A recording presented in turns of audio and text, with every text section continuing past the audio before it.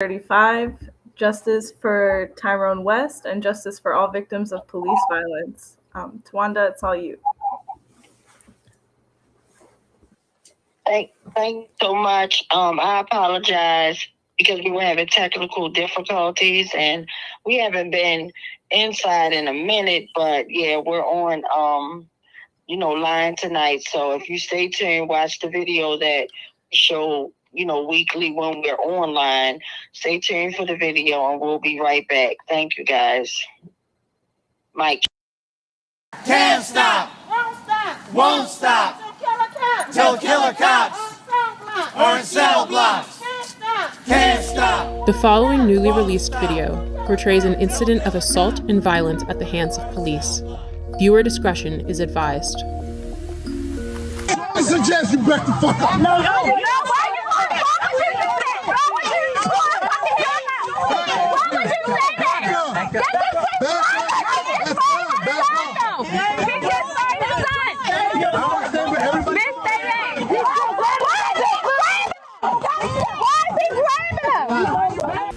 This is Baltimore City Police Officer Jorge Bernardez Ruiz.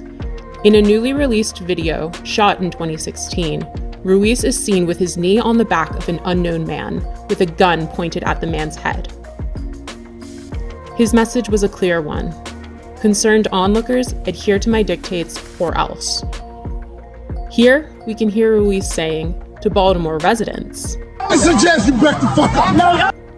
It is documented that Baltimore police officer Jorge Bernardez Ruiz is a repeat violent offender, even without access to all complaints against Ruiz, undisclosed by BPD Internal Affairs records.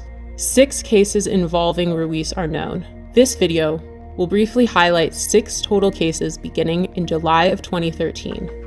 Case 1, Abdul Salam, July 1st, 2013. Here, Salam is seen victoriously smiling in celebration after the jury found Ruiz and 2 other cops liable for brutality against him. However, because the trial was civil, not criminal, Ruiz was not fired and he did not go to jail. Police profiled me. They followed me in the back of my house, harassing me. Police proceeded to violently and hostilely approach my van with me and my son in it. As I announced, this was my home, guns drawn. Once they reached my vehicle, they violently pulled me out, ramshacked my vehicle with my 3-year-old son strapped in his car seat, threw me against the gate, slammed me repeatedly. Picked me up by my feet, and while I'm upside down, they proceeded to drop me on my head, hog tie me, and immediately when I fell on my head, Ruiz, in a wrestling type of action, and kind of hit his knee against my neck. I was arrested. I had no idea what I was being arrested for. My son is scarred to this day. He remembers the incident as it happened yesterday. When he talks about it, he always refers to Daddy being on the floor with police yesterday. Case 2, Darrell Harris, profiled, as seen in this video, July 17th, 2013. Yeah, Sid, what's wrong with it? Improper way with it. There's no such thing as an improper way. You gonna tell me my job, bro? I know the law. Are you gonna tell me the law? I know the law. You gonna tell me the law? I know the law. What's the problem? You giving me a ticket? You need my license registration? Yeah, let me get it. The profile, y'all use the seatbelt as a reason. Profile. Do me a favor, take out your keys. Dad, you can record for what? Nah. I don't feel safe right now. Do you want me to step out the car? Do you want me to step out the car? I'll step out the car. Call the police, man. What do you call a supervisor? I'm about to do shit. This is getting uploaded to the internet right now. Yeah? And we are 2 law-abiding citizens that we are getting targeted, and I don't know why. Just 24 hours later, Bernardez Ruiz played a leading role in the police killing of unarmed Tyrone West. Case number 3, the murder of Tyrone West, July 18th, 2013. My brother Tyrone West was brutally murdered on July the 18th, 2013. In both of these cases, when you look at the pleadings and the harsh language of these officers that have been quoted to me by reliable witnesses, the N-word. And Killer Ruiz and Killer Chapman and the rest of those 11 to 15 killers, including David Lewis, took something from my family that they could never give us again. And that was my brother Tyrone West, one unarmed man who was brutally murdered, beat to death in broad daylight.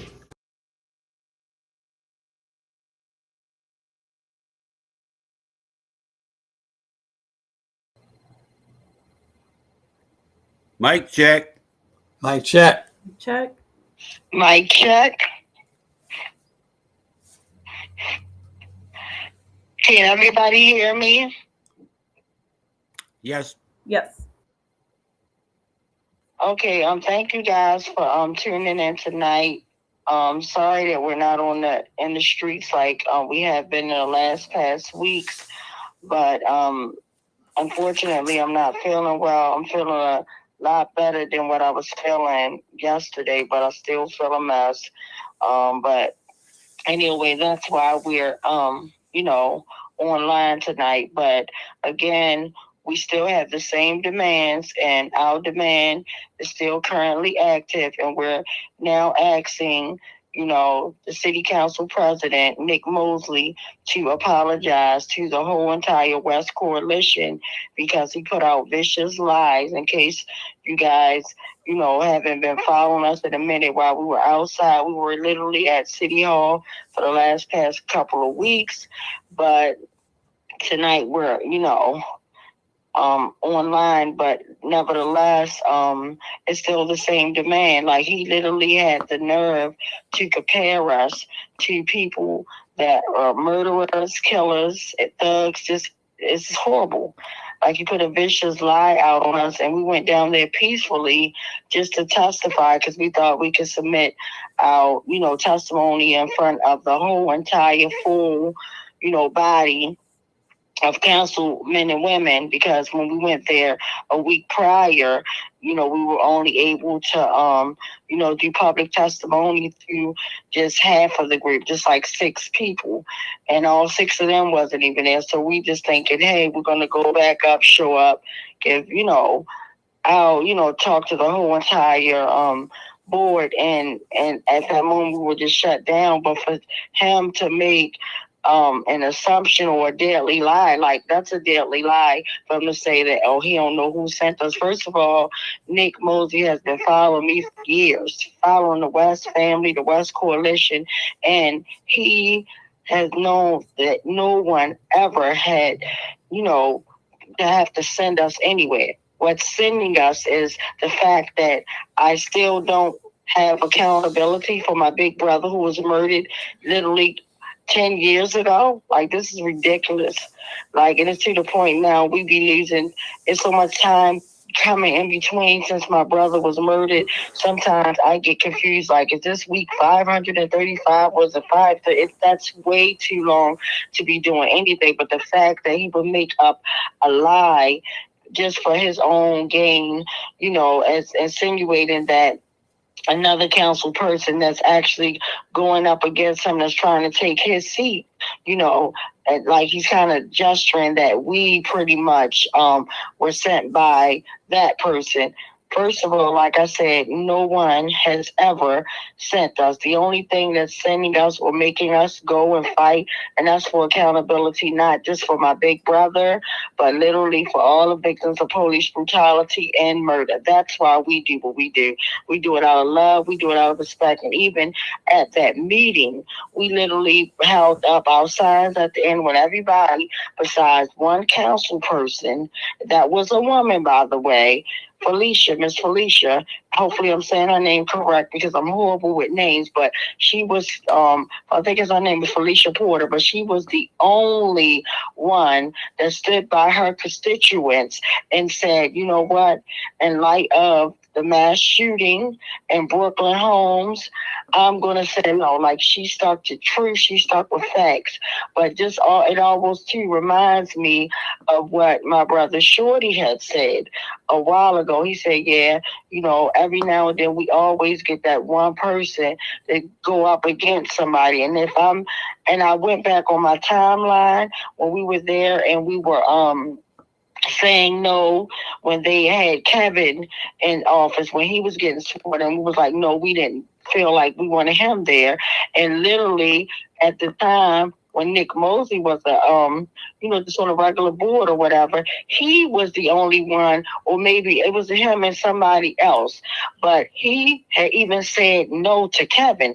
But yet you want to bootlick Worley or say, and I mean, to each his own. Like, if you have your pick or person who you want, but do it by integrity. Don't do it by someone that fails us over and over again. And my thing is, the thing that comes in and it's a no for me, for the simple fact with Worley. The reason why we were saying no, mind you, back in 2013, when my brother was viciously, brutally executed, right? Worley was the captain, right? Lieutenant, or whatever his position was. And he only had few, like maybe 140 something officers that he was over top of. And the fact that he also told me when I asked him in the town hall meetings, I said, well, because we only get the 2 minutes, you can only ask them like one question or two, and that's it. But one of the questions I asked him, I said, hey, Worley, I said, I said, I just want to know, how was it when you went to that scene? I said, because I saw the motion of discovery and I saw your name, and it said that you were there. He was like, oh, yeah, that was a horrible scene. I can't remember if I was there in a minute or if I was there hours later, but I definitely was at that scene, and it was horrible. And he, was like, I just, I hope your family get account of all this foolishness. But then in the next breath, he's always throwing it to, oh, well, you guys had an independent review foolishness. And then he's always talking about the FOP, which is a regurgitation of the killer cops. The FOP is never going to come back and say,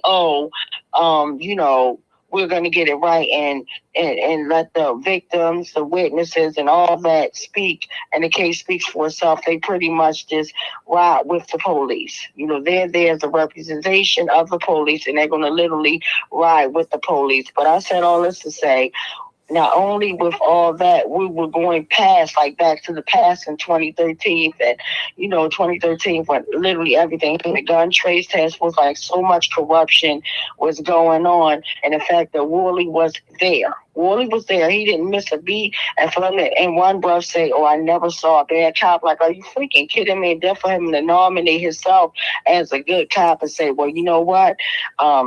Bad cops are not going to do stuff bad around good cops. Like, who made him a good cop? Like, who deemed him as a good cop? Because my thing is, a good cop does not, A, sit around and lie.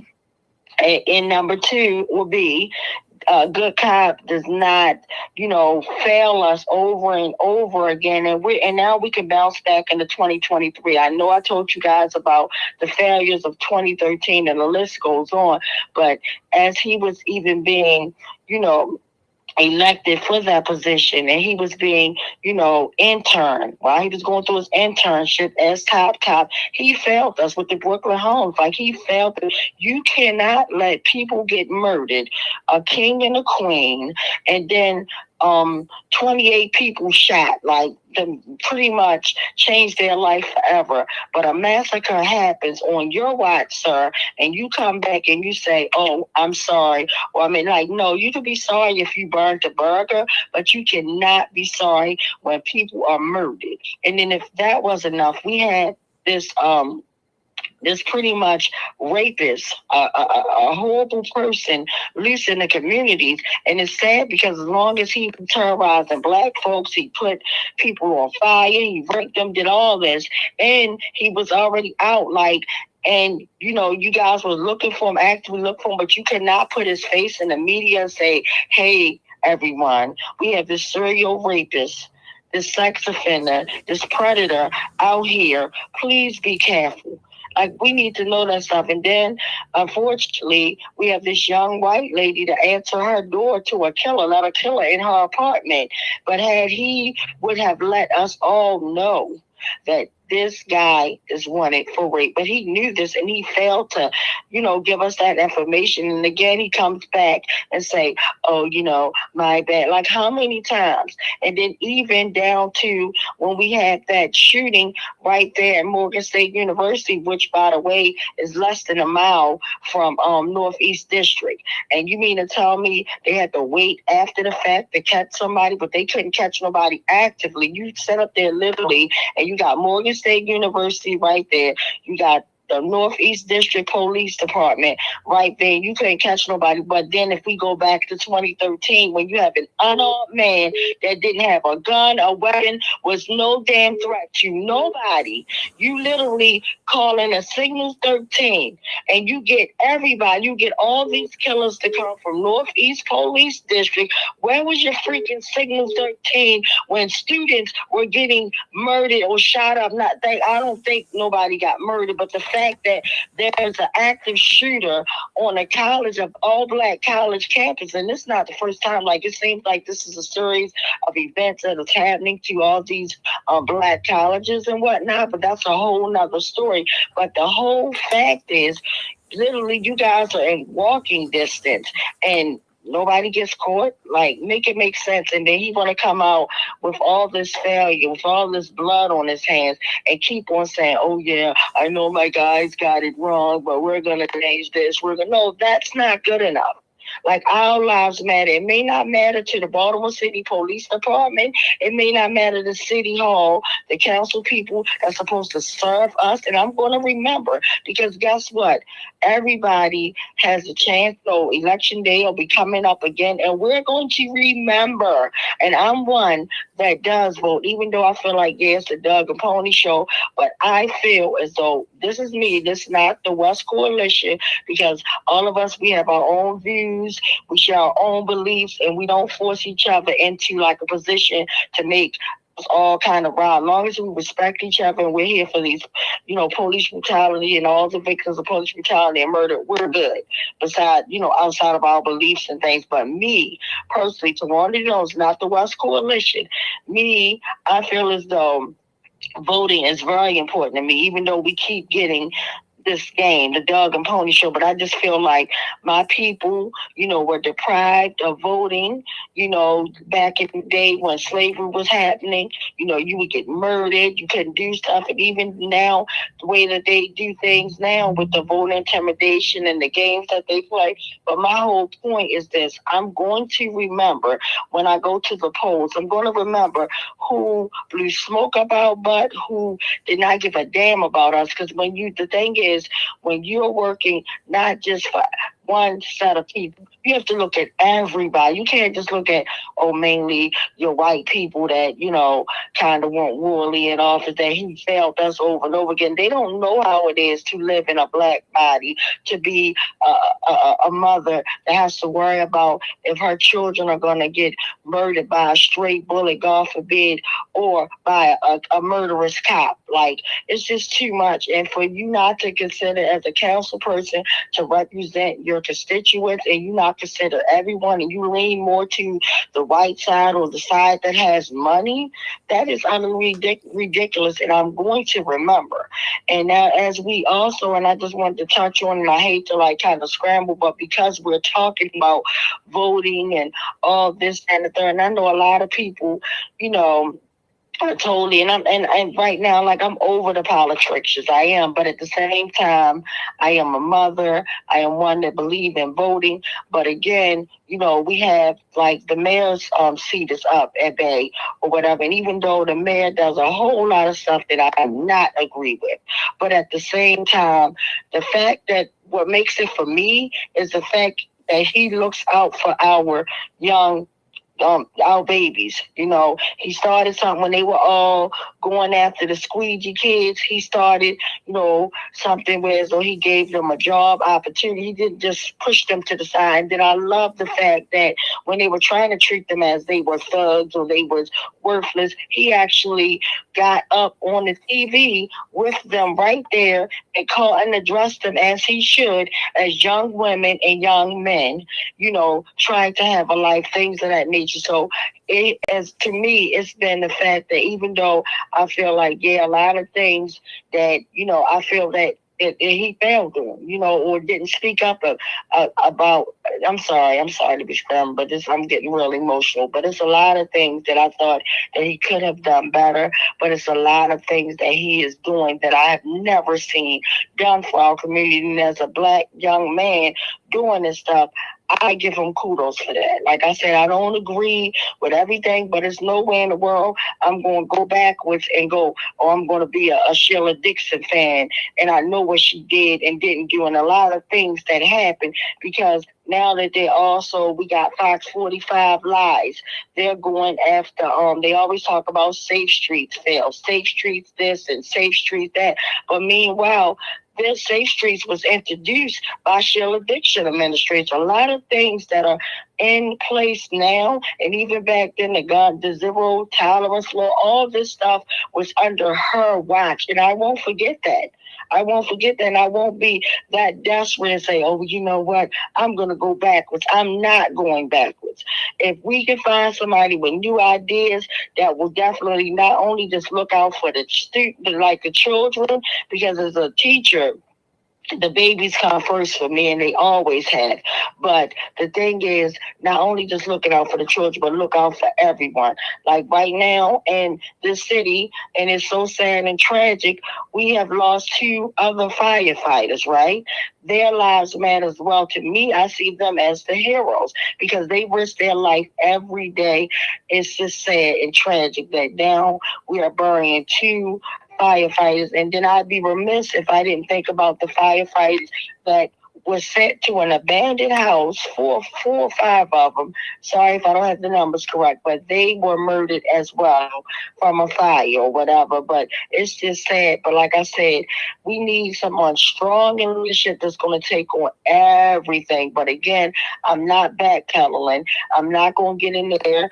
And just because, and then the crazy part, we need to be aware of who is just like throwing their stuff out there, and they always say good stuff, and then as soon as they get in office, the good stuff that they say, they don't do. They don't do none of that. They think about themselves. They serve themselves. And meanwhile, we are out here dying. We're out here, mothers are crying like we're going through so much, and it's unnecessary. It's an easy fix if they want it to be fixed, but it seems like they don't want it to be fixed. That's why I'm like really done with all the reforms and all this stuff, because if you think about it, there's so many laws on the books that tell you, hey, don't put nobody in no chokehold. That's bad. But yet they keep on putting people in the chokehold. Then they say, oh, well, let's come up with this law. Let's come up with this reform to stop the, like, we going backwards. We're playing games. To me, that is a way to pretty much slow us down from fighting this dirty, evil system. See, the thing is, we have the power. The politicians don't have the power. They're not going to do nothing. They work for themselves. They work for one. Before they come in office, they be kind of considering us. But as soon as they get into office, it's about that paycheck. And that's trouble. Everybody's about this capitalist system. And that's why, in my opinion, we need to knock it down and build it back up again. Because if we keep on pedaling backwards, we can't say nothing about the same things that's still happening. That's called insanity, believing, doing the same stuff, expecting a different outcome. So I'll give, people that's here in the panel, if they want to say something, share or whatever. So I'm going to do a mic check. Sorry, I was rambling on, but it's a lot in my heart and a lot on my mind, because when I see it, it's all together, even though I know we advocate for police brutality, but at the same time, community violence, that all is hand in hand with us suffering. And we've been suffering over 400 plus years with the education system, everything, the poor poverty wages, all of that. We have been suffering. We are dying until we pull together and fight this dirty system by knocking it down, building it back up. No one is coming to save us. Like, and I'm a woman that believes in God, but at the end of the day, prayer without works is pointless. And until we get up off of our behinds and say enough is enough and just figure it out and stick together and change things. Like, we don't get to change. The real change is hitting where their pockets at. They worrying about the money. So if that mean that we don't go shopping, if that mean that we shut down a couple businesses, that mean that we don't go to our own jobs until they treat us all like humans. It's ways that we can get around this. But we continuously let them divide us, let them believe what they tell us, and let them guide us into the wrong direction. And that's, to me, the highway of hell that's pretty much killing us all. It's a connecting road where it's taking us all down. And it has nothing to do with being black or being white or whatever race you are, religion, or any of that. It's just the highway of hell. It's the system that is breaking us up. It's wicked, it's evil. But we as people, until we get it right, we're never going to win.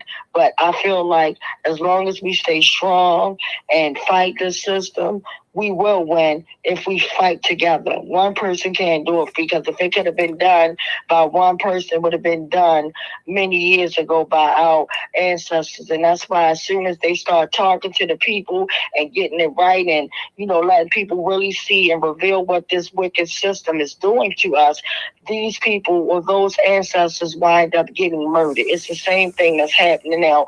Once you give them too much of knowledge and you really put it out there, then that's when they start trying to either pay you off. And if they can't pay you off, they will get you murdered. And that is facts.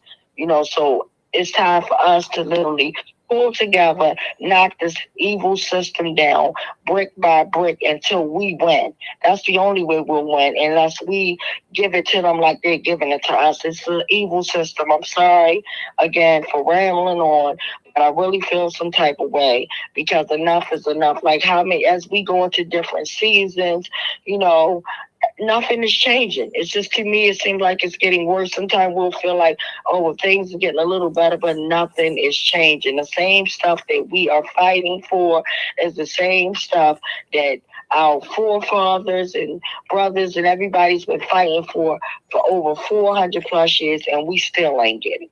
This is modern day slavery, and it's like up to us to really actually change stuff. If we really want to change, we are the change. We just got to see that, recognize, pull together, shut them down. We don't get it, shut it down. And that's just how I feel. So I'm going to do a mic check. Mic check. Mic check. Mic check. If this is a good time, Tawanda, I have something I'd like to speak about for a moment. Sure. So I want to talk about a recent case of a particular police killing. It was a young man named Ivan Salas. Ivan Salas was killed by police in California in the Los Angeles area. And it was during a time when he was suffering a mental health episode. And we know that the cops have been horrible in terms of the violence and murder that they've committed against people with mental health issues. But the nice thing, it's hard to say something nice involving a police murder, but there was a teacher at a school nearby who's been involved in the fight against police brutality, and she made everyone at the school aware of what happened. And they have, I think, 600 teachers and students at that school. They created a set of posters that say, in big letters in the middle, a mental health crisis does not warrant a death sentence. A mental health crisis does not warrant a death sentence. Then they asked everybody at the school to sign these. So out of the 600 students and teachers, 400 people signed those posters, and the family of Ivan Salas then put them up prominently at the viewing prior to his funeral. And that struggle is going to be going on for a while for accountability for the police murder of Ivan Salas. But the fact that so many students and teachers at that nearby school stood up and made that point, that a mental health crisis does not warrant a death sentence, it was very inspiring. And I just wanted to share that with everybody this evening. Mic check. Mic check. Mic check. And I thank you, Uncle Bill, for sharing that, because it shouldn't warrant to a death sentence. And it just seems like no matter what we do, it warrants to a death sentence, and it's horrible. Like, I literally was in tears last week when, I don't know if it was you or someone. I think it was, I don't know who it was, but it might have, no, I think it was Brian. Yes, it was Brian. Our brother Brian literally was telling us about the young man that pretty much had got wrongfully convicted and then turned around and got some form of, money, because I don't consider that justice or accountability, but it's slightly a little bit of accountability, but it's not the full throttle. To me, full throttle of accountability is just having folks that do us wrong prosecuted to the fullest extent of the law. That to me is full accountability. But anyway, but he still got slightly accountability, and then turn around and you get murdered. Like, that's just horrible. Murdered by the police. Yeah, that just kind of took me back. And it just seemed like no matter what we do, it just seemed like it's a death sentence. It's horrible. Yes. Yeah, Tawanda, if I could say something else on a slightly different topic, but I just today I read an article by a guy who I read occasionally, and his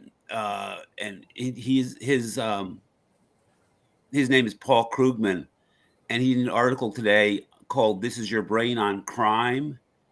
And he was talking about how most Americans believe that crime is horrible and getting worse all the time, and that they're very likely to be a victim of crime, and that this is keeps getting worse, and we need to do something about this. But he talks about how this is basically a false narrative, that crime has been going down fairly steadily since like 1990. And there was a little bit of an uptick during the pandemic, but crime is going down steadily, and most Americans are never going to be a victim of crime or even know somebody who's a victim of crime. But yet we have so many of us, because of the way the media works, have this idea that crime is constant and crime is getting worse, and we hear so much about crime, but we don't hear that that even, and we hear about, the police are doing this to fight crime, but so many things that police have done, none of them have ever been proven efficient, whether it's like the broken windows policing or the zero tolerance or community policing. None of these has ever proven any more efficient than, just having police be, out on the street. And so, and people also believe, this is another interesting false belief that he talked about, was people believe that cities like Baltimore and Chicago and these democratic cities, these northern cities, they believe that these are the heart of bad crime, whereas actually cities like Houston and Miami actually have worse crime rates than New York City.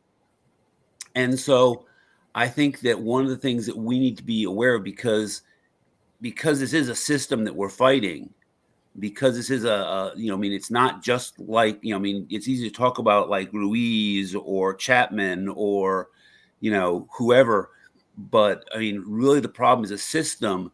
And part of that system is this media system that makes people believe that crime is horrible and dangerous, and if they believe that, then they're willing, that they become willing to put up with abuse from police, because they think, the alternative is this horrible crime.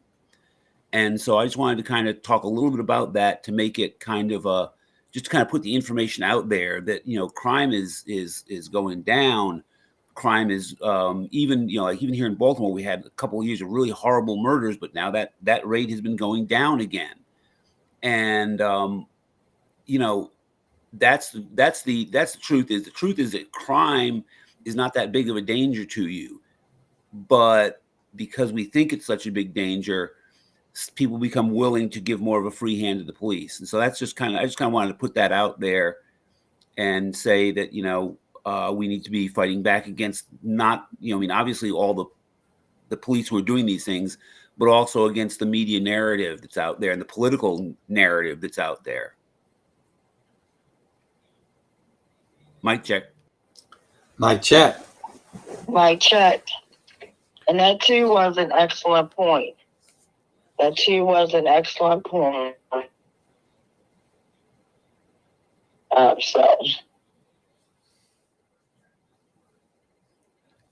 yeah, it's just a lot going on. And again, I thank everybody for their time, for actually tuning in, watching us online, coming out. It's just a lot going on. But again, until we win, we just got to keep on fighting. And I'm still waiting to hear back from the medical examiner's office. It's just sad, I feel like justice delayed is justice denied. And the more that people make up all these panel groups and, let all these years go by and witnesses die off, it's strategically done. And it's just sad. It's just disgusting. And then it makes me think about the people whose loved ones were killed before my brother. And that's why I always considered the victims that came before my brother. That's why I always uplift Anthony Anderson's name. It was tossed on his head like a basketball. And you have the medical examiner's office deemed that a homicide. But then you have, at the time, Greg Bernstein justified as a justifiable homicide. How can you justify a damn homicide? But let us kill somebody. They don't justify that. They don't justify that at all.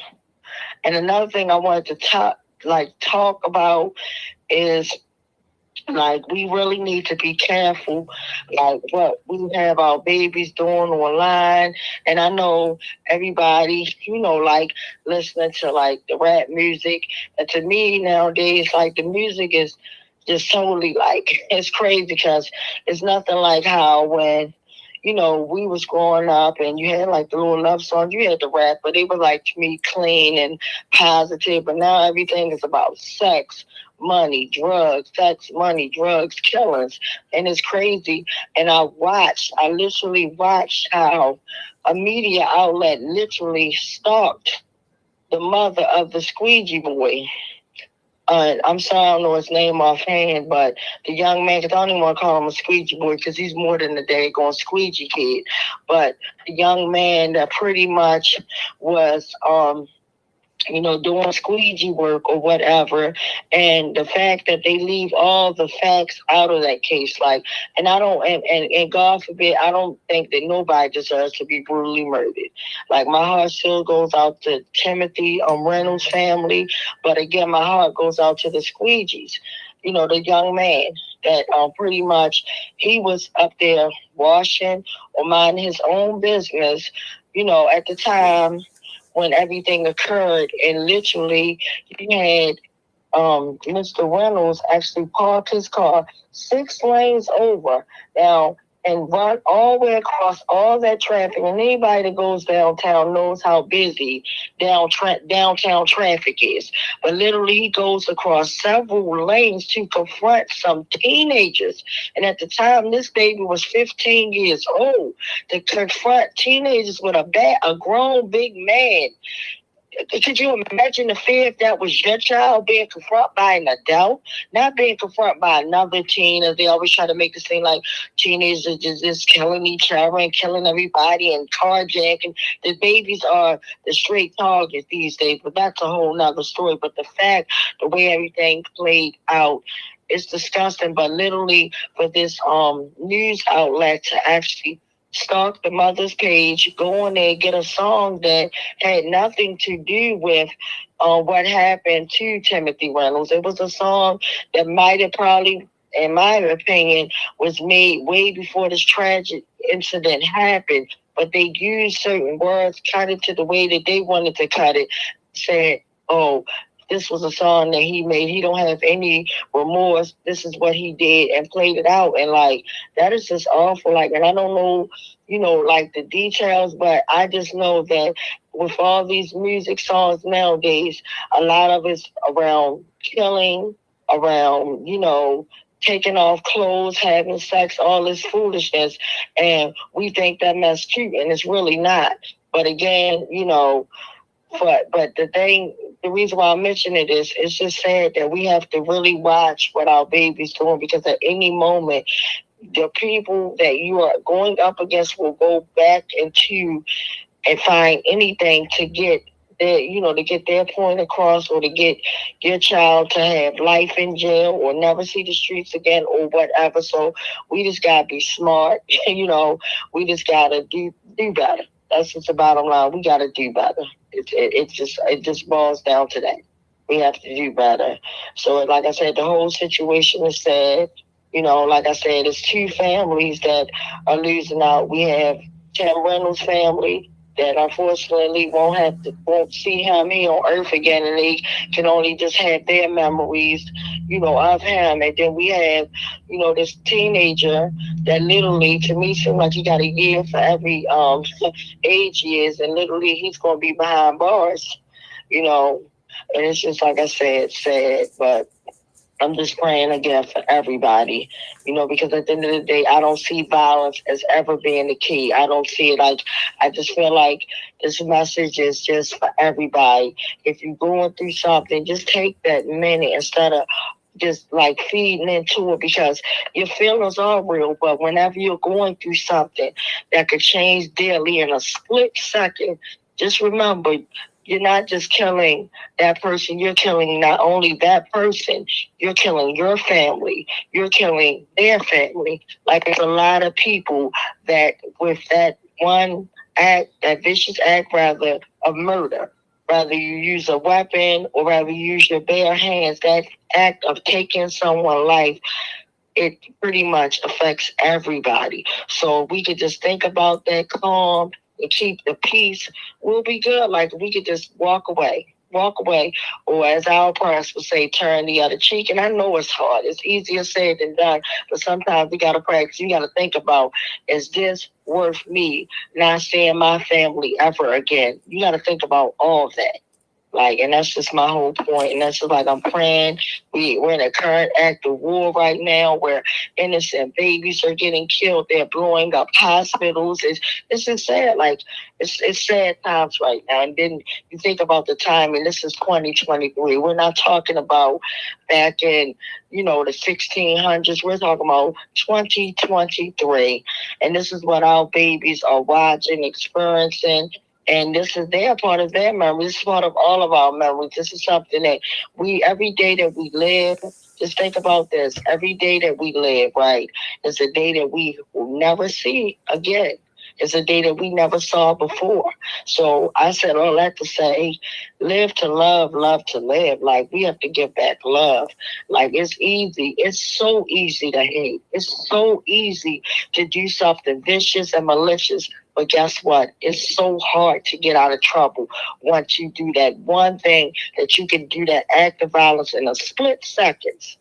And guess what? It'll take a whole lifetime to fix it. Because like I said, at the end of the day, some things you just can't come back and apologize and say, oh, I'm sorry. You can't have an oops moment when you take someone's life. That's not an oops moment. I'm sorry, that's not. That's not, because that's something devastating. And it's a lot. It's a lot of pain there. It's a lot of trauma there. And it's not right. So I just want us to think about, if someone pisses you off, if you could just walk away, turn, like, blink, like, just literally just remove yourself from the situation. Remove yourself from the situation, and you'll get to live to see another day, and you'll be good. It's like, it's not worth it. Like, even if we lived on this earth for 100+ years or longer, that's not long enough. We're all on borrowed time. and we don't know when that moment will end. We don't know. Like, we don't know. It's a lot going on. But what I do know is live it and love, enjoy it, show love, show respect, give peace. Because guess what? Somebody is watching you. We're all watching each other. So let's just be each other's keeper and keep living right. So I'm going to open up to see if anybody else want to share. And if not, we will go into our disclaimer. And from that, we will go, unfortunately, to our sad list. So I'm going to do one final mic check. Mic check. Mic check.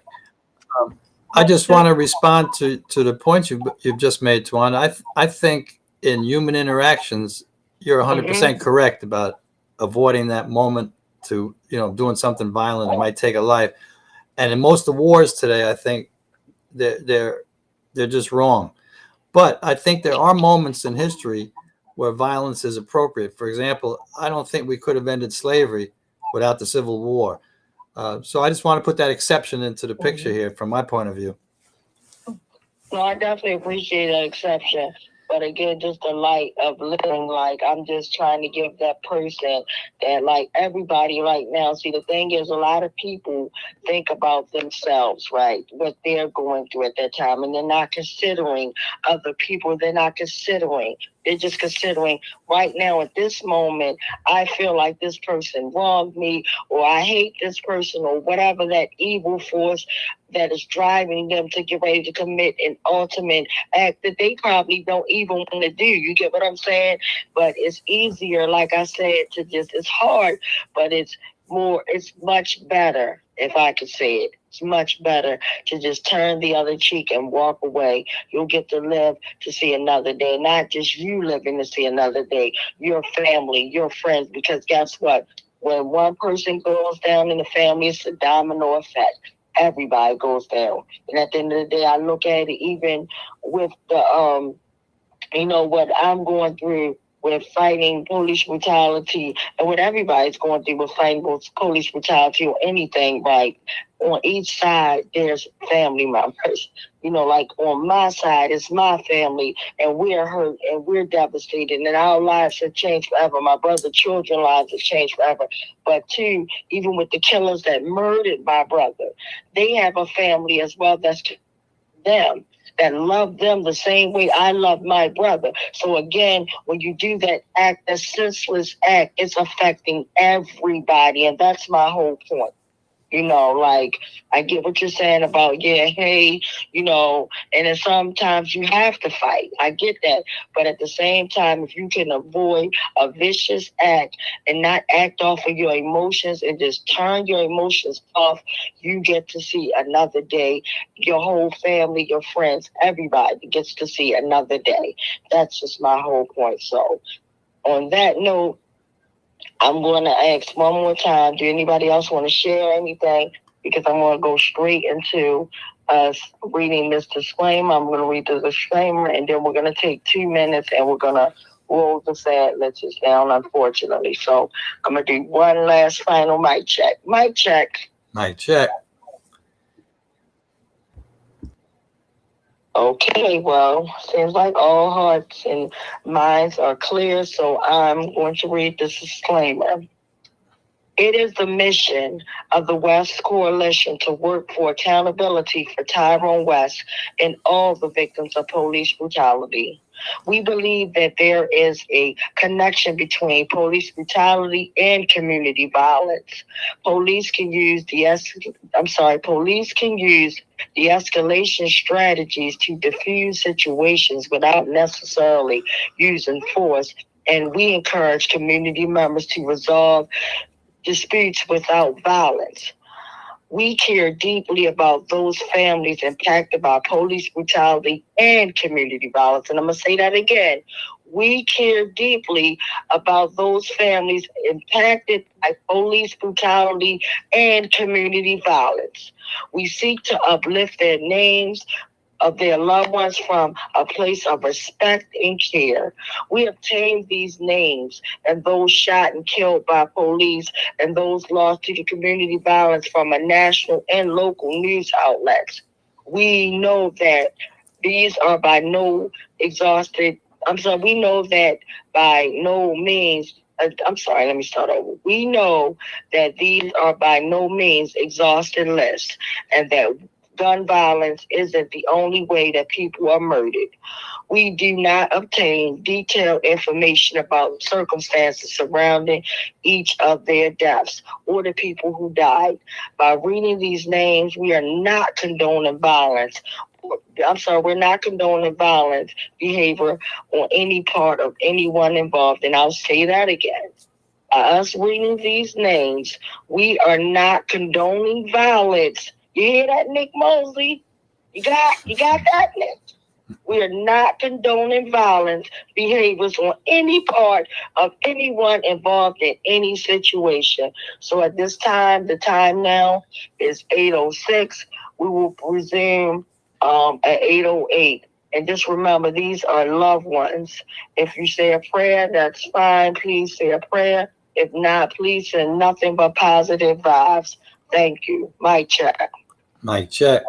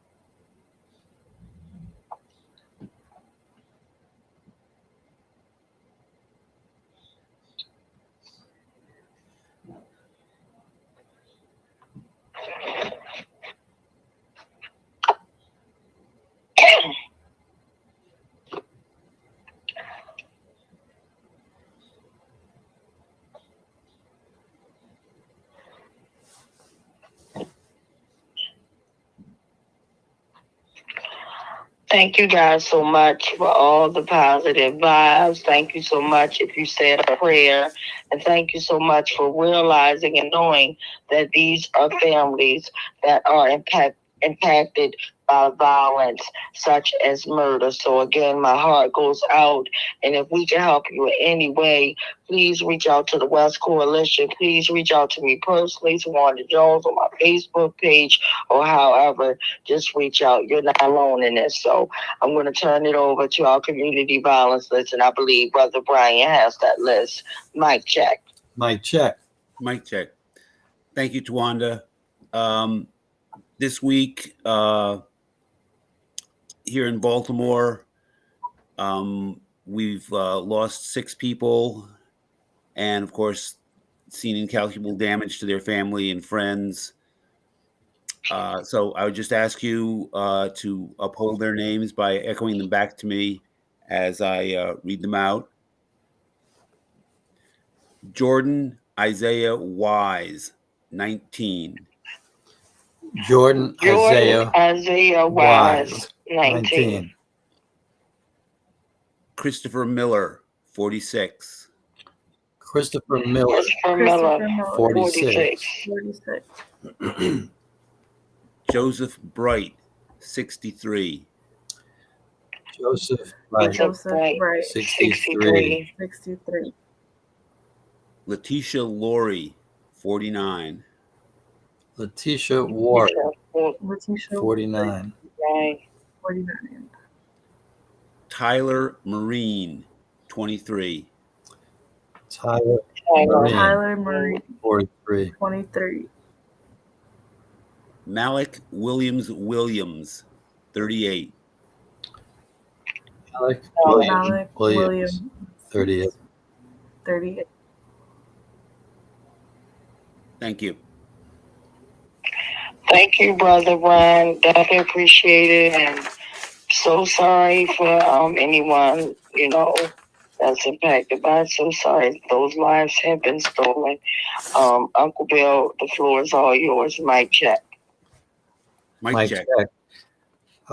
In terms of people killed around the United States by police, we have information for 5 days since we've read the names at the last West Wednesday. And in those 5 days, from October the 19th to October 23rd, the police killed 10 people that we're aware of, perhaps more.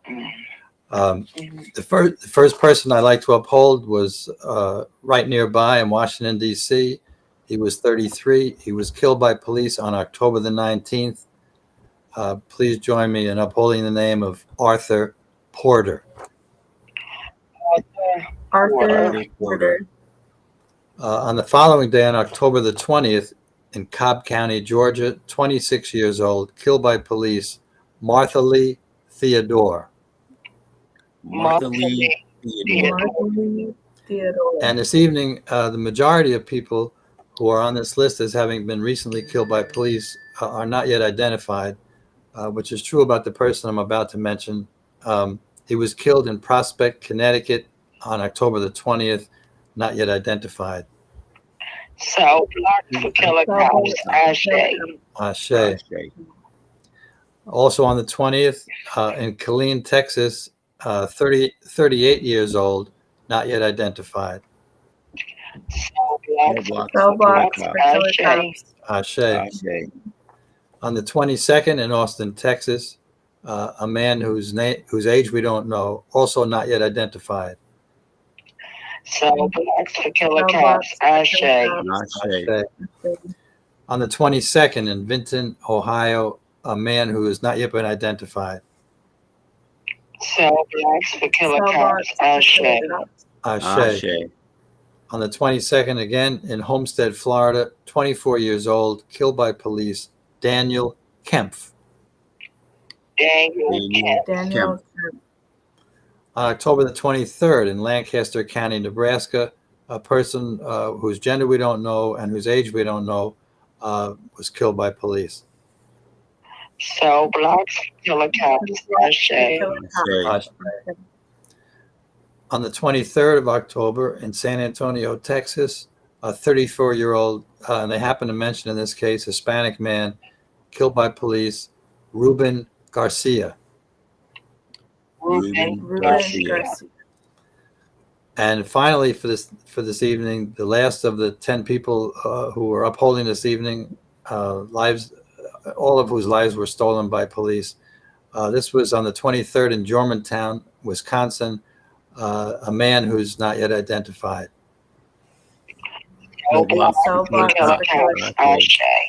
Ashe. And that concludes this sad announcement. I look forward to the point in the future when we succeed in putting an end to this I guess we could call it genocide. Mike check. Absolutely. Mike check. And I'm definitely looking forward to that day. So again, just remember, live to love, love to live. It's a lot going on. My heart goes out because murder is reckless. And, and a lot of people that have bad encounters aren't murdered, but they have to be forced to live with the fact of, blaming themselves because they see a lot of people that didn't survive. But at the same time, my heart goes out to all the victims, whether you're still living and being strong, living and growing through this pain and nightmare. I definitely give you guys big kudos and keep on fighting. Don't feel bad because you didn't survive it, because you survived and someone else didn't. Just keep doing what you're doing. Keep surviving. Keep telling your truth. Keep letting it be known. And if you haven't got a chance to tell your truth about your bad encounter, you need to get some type of counseling and help, because that's a big start. Counseling does help you. It helps you, start your whole new life again. I didn't understand what those words meant when I received Roberta's house counseling when my brother was murdered. I'm like, start a new life. But yes, I had to start a new life, because the old life that I had on July the 18th, 2013, that whole life had passed away along with my brother, unfortunately. And this is my new life. So again, remember, live to love to live. And again, I want to bring you guys back to Nick Mosley. He has not apologized yet. It's been weeks since he put out those reckless lies, those reckless, dangerous lies. And all we're asking for is an apology, That's it. Nothing more, nothing less. And no, not only that, we're asking that he never, ever do that to anyone again, because that's dangerous, it's reckless, and we are all grown folks. I wouldn't even, I teach my students, my babies, to tell the truth. So why would a grown person sit up there and lie recklessly? It's disgusting. So we demand Nick Mosley to tell the truth. Tell the truth, shame the devil, and give us our apology. Like, whatever your game was, it didn't happen. That was reckless. And we're not going to stop until we get an apology for you, sir. Because, again, your seat is, about to be up. And guess what? You will see our faces again. You can duck us out all day long at City Hall. You can duck us out, but one day you will come across us, and it's no threat. And when I say come across us, it may be wherever. We might see you in a supermarket. We might see you wherever. All we want is an apology, sir. So I'm going to leave it like that. Remember, live to love to live. And we will be back out in the streets of Baltimore City next week. Sorry I wasn't out there tonight. And now I'm starting to sound like a man, because as the time, like as nightfall, I feel like I turned into a man because my voice started leaving and I started feeling awful. But I'm glad I got an opportunity to share with you guys. And I'm glad you guys took the moment to listen. And a shout out to my sister Queen, Rachel, who's always been here. And she's not feeling that well tonight. So anybody that's not feeling well, I hope you guys feel better. And yeah, so live to love to live. In the same way we brought you in with the video, please watch the video. And I know we have to edit it soon because Marilyn Mosley is no longer in office. You hear that, Nick? Your wife is no longer in office, and your day is coming too, sir. So watch the video. Live to love to live. We love you all. We will see you next week. Mike check. And Mr. West begging for his life. And Mr. Salam begging for his child to be excluded and comforted from what was taking place. Not for himself, but for his 3-year-old child. Case number 4, Adina Britt and family, September 10th, 2015.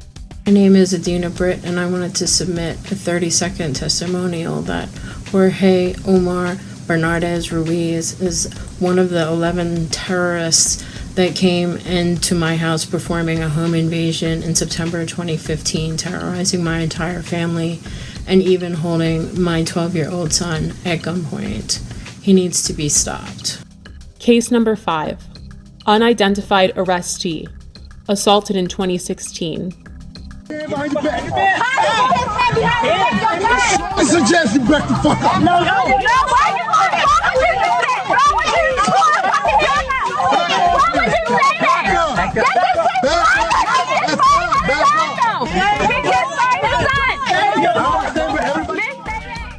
Again, this video did not surface until the summer of 2020.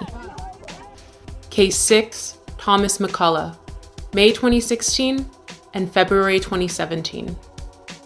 I heard my front door coming off the hinges like it exploded. Thomas McCullough says it happened twice. In May 2016 and February 2017, Baltimore City Police burst through his green front door and raided his Pimlico home. They said police. They come up, shotguns, guns. He says officers ransacked the place, looking for drugs, money, and weapons. He took pictures of the damage he says they left behind. Tell us where the drugs are, the scales, the guns, and the large amounts of money. Nothing was found. Now he's suing police, claiming officers, including a former member of the Gun Trace Task Force, frightened him, his wife, and father-in-law when the officers conducted what his suit calls an illegal search of his home. The owner of the house tells 11 News after the second raid, he had to replace the front door. McCullough and his attorney say they want Baltimore police held accountable. There is a colossal breach of trust. And McCullough tells us following both raids, no one was arrested or charged. This all begs the question, when will Baltimore City State's Attorney Marilyn Mosby see the prosecution of Bernardez Ruiz as warranted? They were the stopping officers in these so-called jump-out cars, unmarked and so forth, that stopped both the West vehicle and the Salam vehicle without probable cause. And these officers are the ones that also were joined by others, but they are the ones who initiated the stops, pulled both men out of the vehicles, and commenced the vicious activity that was thrust upon them. And the Officer Ruiz that started this attack is still working and working with promotions. He is now sergeant. But the fact that this repeat violent offender had a history leading up to my brother. There was Darrell Harris, there was James Green, Joseph Green, Abdul Salam, and my sister Dina and her family. No one family deserves to be brutally murdered or brutalized by this repeat violent offender Ruiz. It is time we take action. The time is now. Baltimore police officer Jorge Bernardez Ruiz is a repeat violent offender. Based on these accounts, in accordance with the law, we, the West Coalition, call for him to be fired, prosecuted, and incarcerated. We're more than hashtags and body bags. We're more than being 6 feet in the dirt and pictures and buttons on t-shirts. Our lives matter. For the safety of our city, the prevention of further harm, and the justice for these families, we see no other option. And again, I'll say, the time is now.